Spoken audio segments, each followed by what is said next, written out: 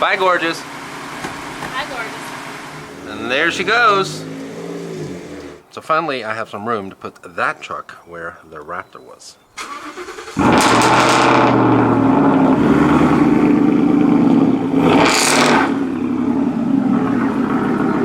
That is right, because today's video is not featuring the truck or the AMG. It is indeed the Hoopty. I've gotten so many questions lately. Mike, when are you doing another video in the Hoopty? Those videos seem to be pretty popular. So today we got a really good one in store, because this car right here is the best investment I have ever made. And it cost me $500.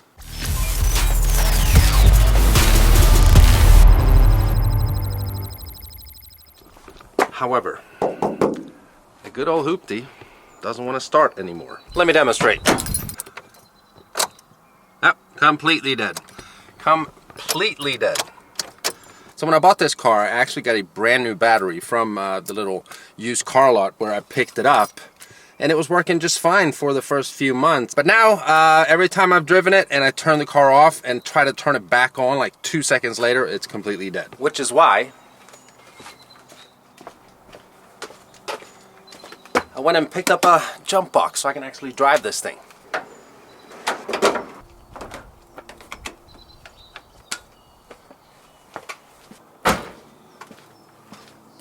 Got the keys.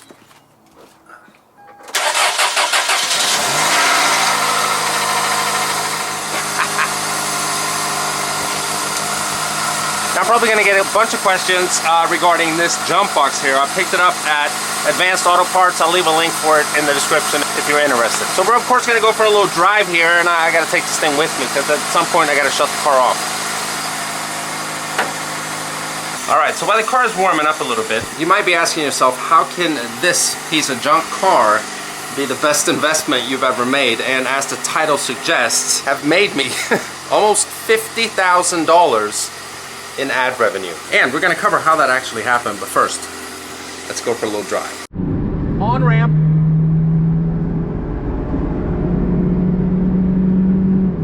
That's not very fast.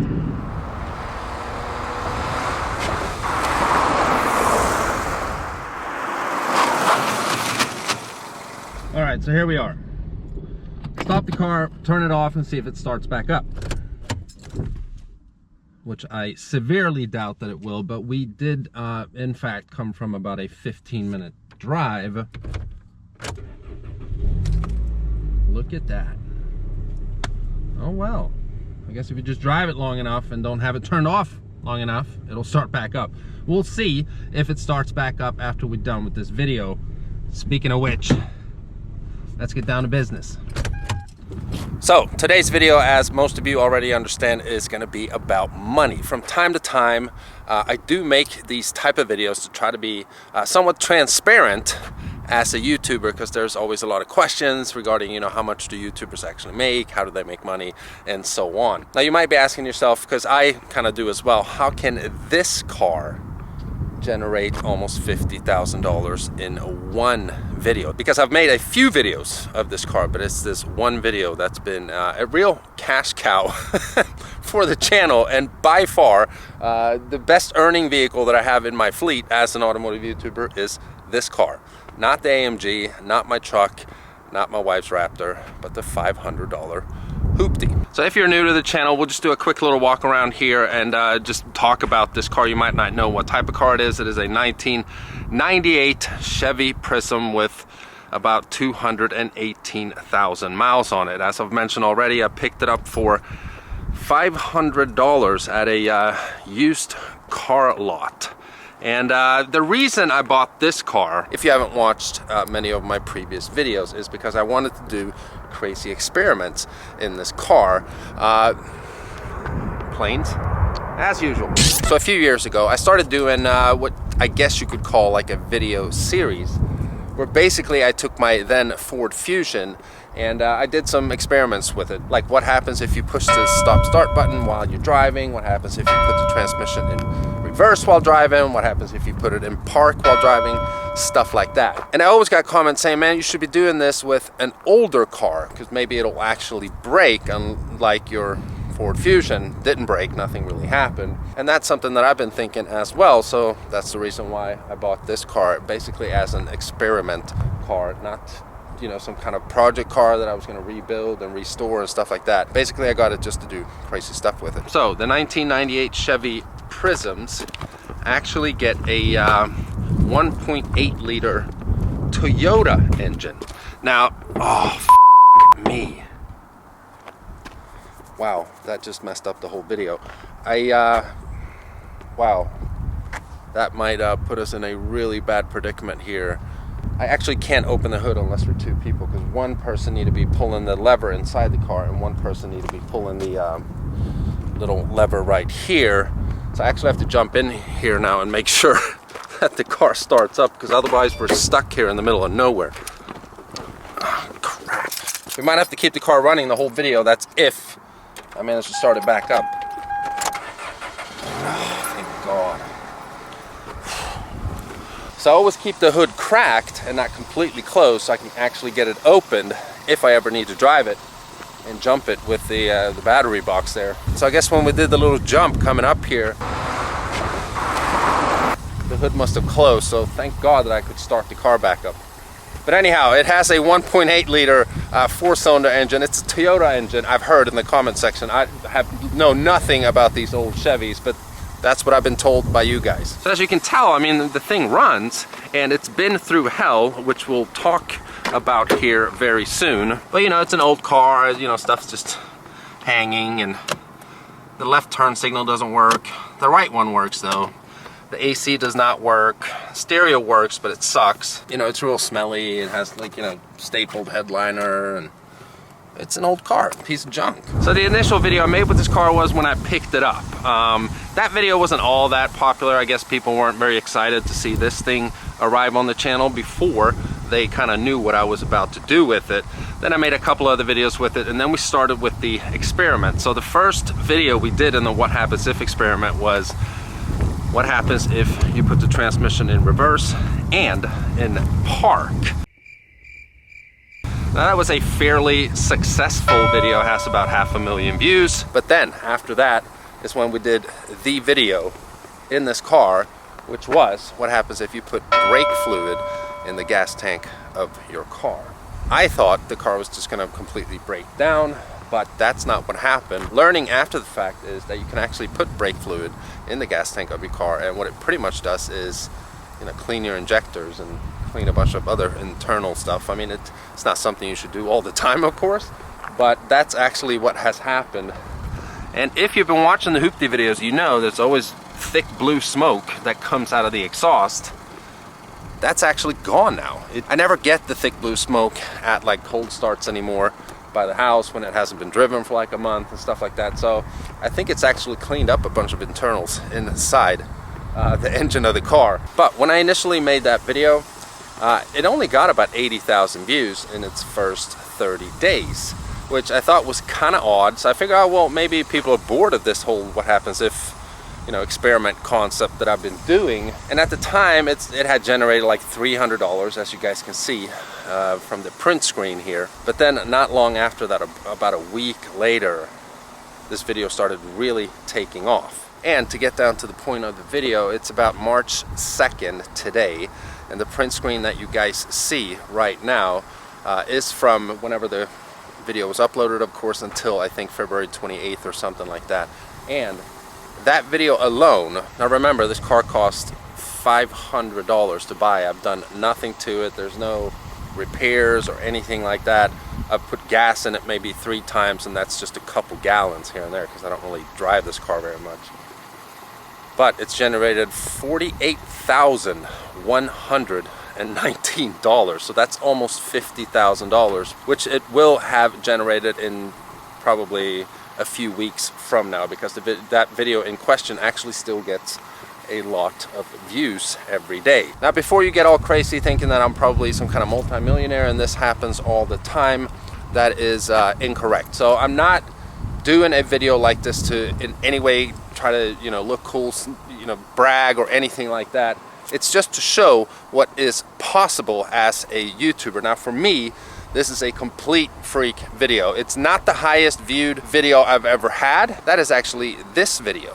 And as you can see, it has over 15 million views and it's generated $22,000. So if you put that into perspective, because there's a lot of like theories out there that you make a certain amount of money per 1,000 views, and I've learned that that's actually not the case. It all comes down to the CPM, basically what you make per 1,000 views or per 1,000,000 views, however you want to calculate it. But it's always different. I just happened to hit the jackpot with that specific video. And yeah, I mean, I don't even know what the ROI percentage is. I'll probably throw it up here on the screen while I'm editing, but that is pretty crazy. I invested $500 and it's generated $48,000 in one video. Now, as a full-time YouTuber, most of the time, if I have a video that generates $1,000, that's a good video for me. So that happens maybe a couple times a month. Out of all the videos I upload every month, and you know, that's always nice. That type of income is just unheard of for me. So it's not like I'm standing here saying, oh, you know, making all this money and stuff. That was one video over about a 6-month period, and I'm very blessed to be able to have an upload like that. That pretty much, I mean, that's more than I've made in a year before, and I made it off some crazy YouTube video. So it's pretty interesting to compare that another upload I had with 15 million views, 9 million more than the video in question today, didn't even generate half the income that the Hoopty video did. But before we end today's video, I wanted to talk about like being a YouTuber in general, because I get a lot, and I know most YouTubers do, questions regarding, you know, what do I need to start a YouTube channel? How can I get a successful YouTube channel, and so on. And what I've noticed is when people get into doing this whole YouTube thing to make money, they usually don't succeed, because they're looking to get that first paycheck the whole time, and it takes a very long time to even get to a place with your YouTube channel where you can actually generate money. Now, when I started out, I didn't even know you could make money from YouTube. I started doing car reviews at the dealership where I was working at the time, because I figured that maybe someone can see one of my little car reviews and come and buy a car from me. Although at the time that was a pretty naive thought, that one of my little videos are going to rank high on Google and someone's going to come to the little town where I live and buy a car from me. But I started getting comments from people saying, you know, I didn't buy a car from you, I bought a car like in Texas or something like that at some other dealership, but I found your review and it really helped us out in our research. So I actually started feeling that, you know, what I was doing had some value. It was helping people out, and so I kept on doing it. I did my little reviews with my iPhone 5 at the time, and I started really enjoying it. And that's when I understood after a while that you can actually monetize your channel, and you might be able to earn a couple bucks off of the videos that you were already doing. So I did that, and the rest is history. Now, the moral of the story is that I love what I do. I love creating videos for you guys, uploading them on the channel, and that I'm able to, you know, make a living doing that is such a blessing. So I've said it before, but thank you so much to you guys. It wouldn't be possible if it wasn't for you guys. I mean, if you're not watching the videos, then yeah, I don't really have a channel.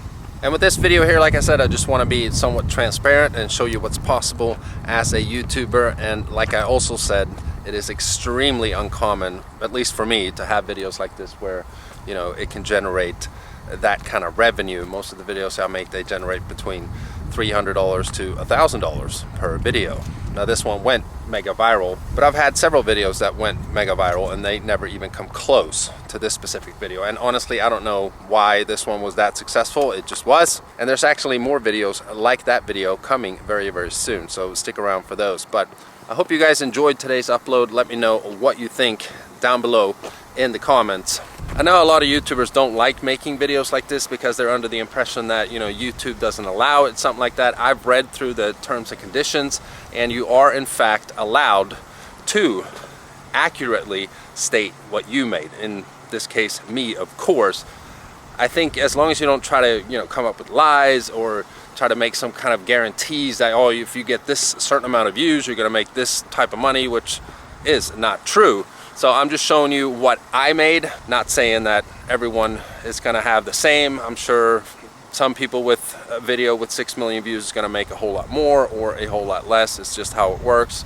But if you're passionate about what you're doing, in my case YouTube, and you just stick with it, keep going, sometimes you'll have a video like the one in question today. So like I said, if you enjoyed the video, give it a thumbs up. Let me know what you think down below. If you're stopping by for the first time and you haven't already and you feel like you want to, please subscribe, and I'll see you guys very, very soon. Bye-bye.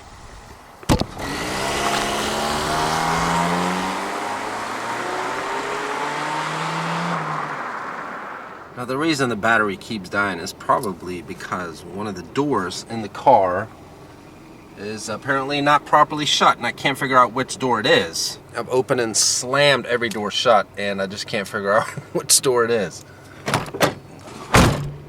It's not the driver's door. I mean, it might be the driver's door, but there's some kind of sensor somewhere that thinks that one of the doors are not closed or something, and that's most likely dragging the battery down. Another quick update, look at that.